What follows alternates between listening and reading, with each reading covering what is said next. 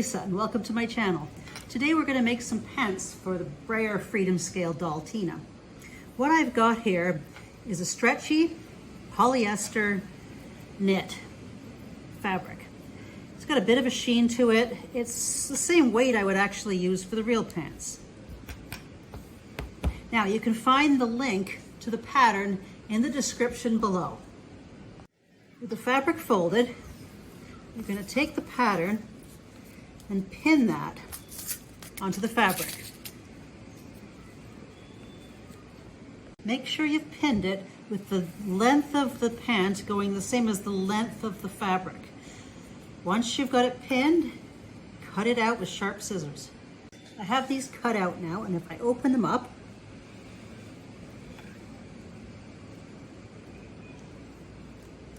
I now have a right side and a left side. The front and back have already been attached for you.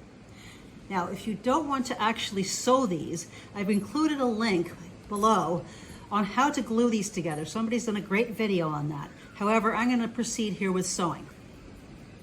I've threaded my sewing machine with the same color thread as the pants, and I've set my stitch width to a fairly narrow 2.0.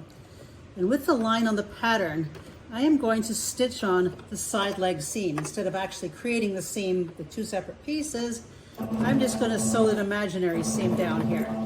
When you're doing this, make sure you work slowly.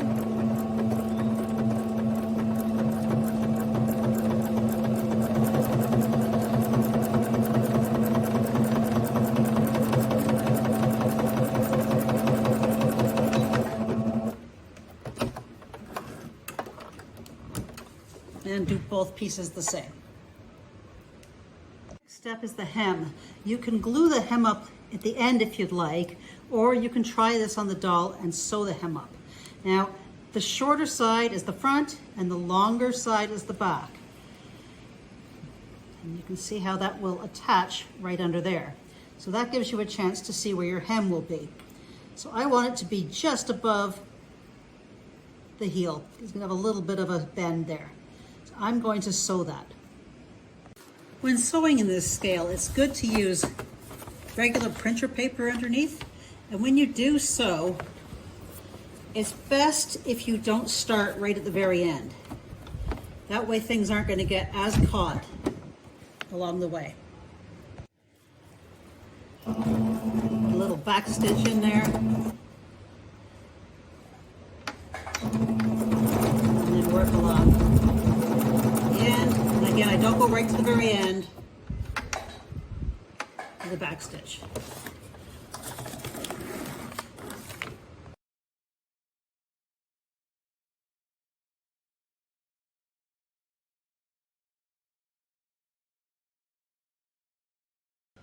When you're using paper, you sew the exact same way.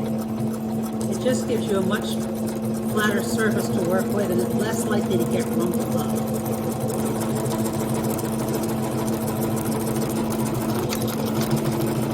Once you're done sewing, just carefully remove from the paper.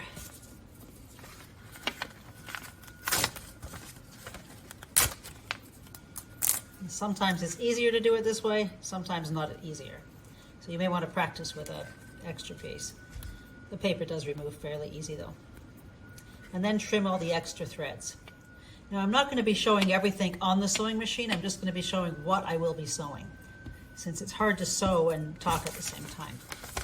I'm finding it hard to get good videos actually on the sewing machine, so I'm going to describe what I'm doing right now. So first we've done the line down the center, and that makes it look like the side seam. Next, we've hemmed the pants. And after that, we are going to fold right sides together.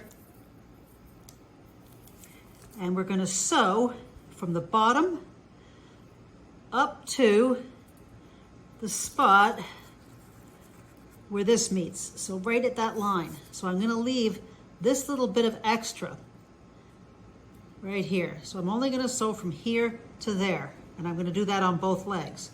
And every time, make sure that you have mirror images.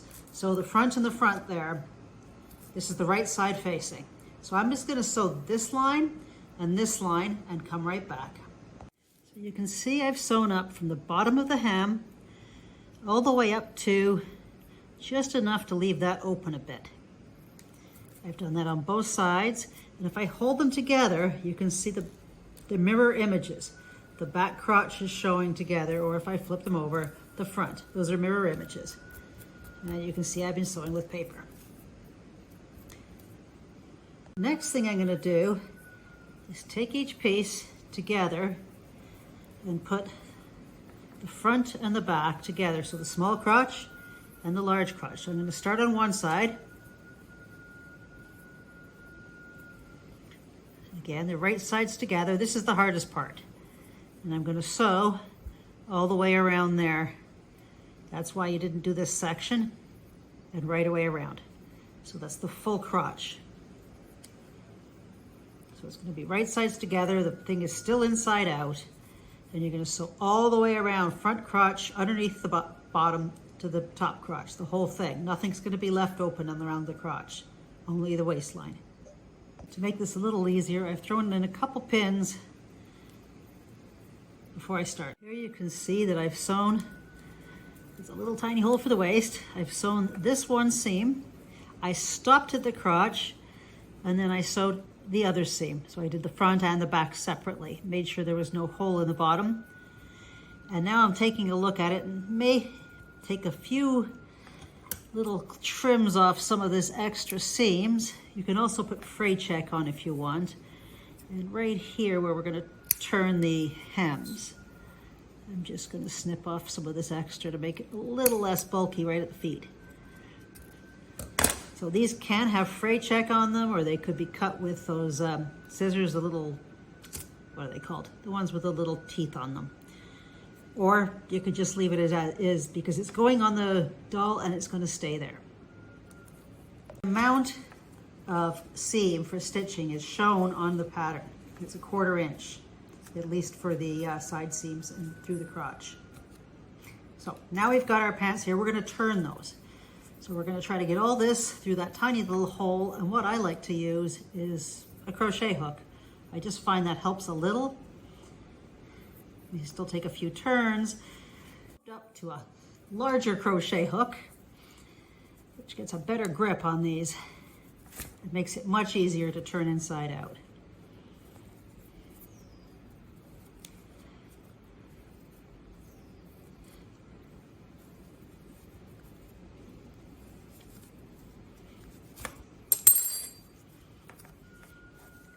Go. Here I have a piece of 1/8 leather, and I want it big enough to wrap around her, so I'm just going to cut that off, bigger than what I want, and thin it down with some sandpaper. And I found some conchos from Rio Rondo, and I'm going to take one of these as a buckle. So now you're going to put the pants onto the doll. Remember, the long crotch goes at the back and the shorter crotch goes at the front. So there should always be a little higher at the back. And I'm going to carefully slip that over her boots and wiggle that on her. Now we've got the pants on the doll. We're going to fold this over so that it goes just around where her waist twists. We don't want to block that. We're going to get that evenly around. Now I have some fabric glue, and I'm going to put little spots of fabric glue under there and glue that down. This, I've actually opened it back up and put a thin strip of fabric glue all the way around. Now I'm going to flip that back over and try not to glue myself or the doll too badly.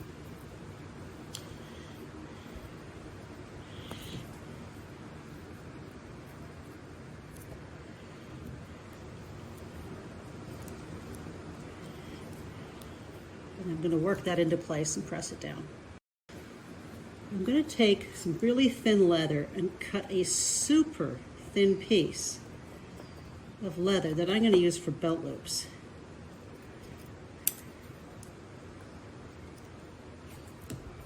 And then I'm going to take the leather that I'm going to use for the belt with the wrong side up. I'm going to wrap it around her waist, center back, where I want it. And I'm going to take a pen and mark the center back with a little dot,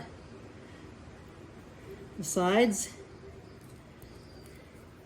and the two front pieces right there and there.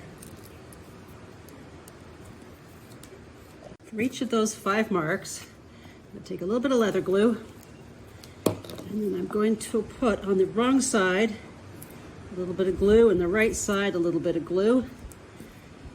Put over the right side up, or facing out. Put that there, wrap it around, trim it off, and clamp that for about a minute with leather glue. First of all, let's get that a little tighter.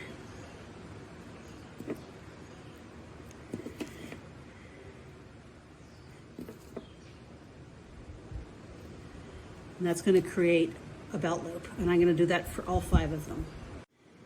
Now I have the 5 belt loops on. I'm going to go for the middle one and the 2 outside ones on the inside and apply some fabric glue along there.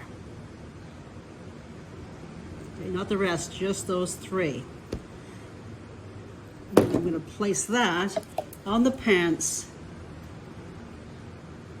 carefully lining it up from side to side to back. And I'm going to let that dry. So I haven't touched the front yet. Once the back is set, you're then going to determine where this needs to be cut. So you don't want too much extra. I'm going to cut off that piece, put a little point to it.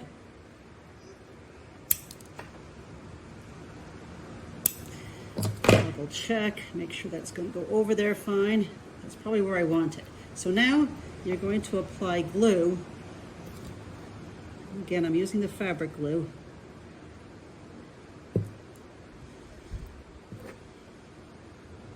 To the rest of this belt.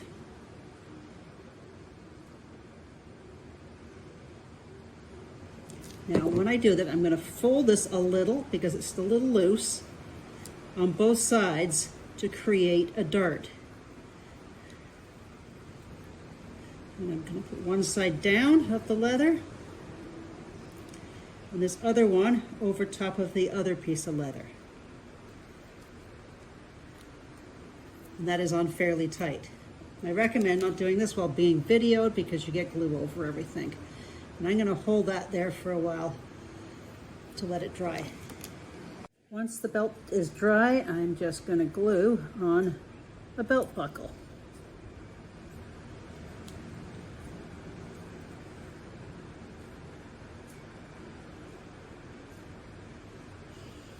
And if you'd like, you can use some of these beads like I used for her earrings on the belt buckle.